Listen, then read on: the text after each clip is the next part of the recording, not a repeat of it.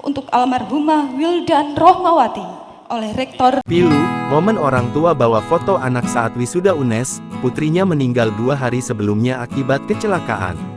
Tengah beredar video yang menayangkan momen orang tua mewakili anaknya yang meninggal dunia saat wisuda di Universitas Negeri Semarang UNES beredar viral.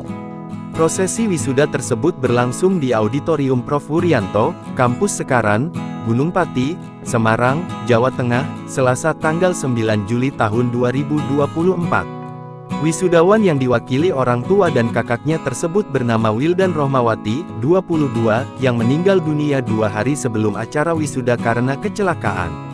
Dalam videonya, terlihat momen keluarga Wildan Rohmawati berjalan menuju panggung wisuda sambil membawa foto putri mereka. Ayah dan ibu Wildan begitu sendu dan menundukkan kepala seraya berjalan menghampiri Rektor UNES. Pembawa acara juga turut mendoakan Wildan agar mendapat tempat terbaik di sisinya. Sementara, wisudawan lainnya memberikan tepuk tangan sebagai apresiasi.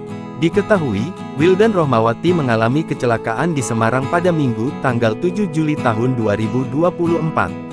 Kepala Subunit 2 Gakum Satlantas Polrestabes Semarang, Ibda Agustri Handoko mengatakan, kecelakaan tersebut melibatkan sepeda motor dan mikrobus feeder Trans Semarang. Kejadian bermula saat pengendara sepeda motor melaju dari arah Trangkil menuju Jembatan Besi Sampangan Semarang. Sampai TKP terjadi kecelakaan dengan mobil Isuzu mikrobus warna merah nomor polisi H7083 OG yang melaju dari arah berlawanan, ungkapnya. Pengendara sepeda motor tersebut meninggal setelah mendapatkan luka dengan kategori berat di bagian kepala. Download Tribun X sekarang, menghadirkan lokal menjadi Indonesia.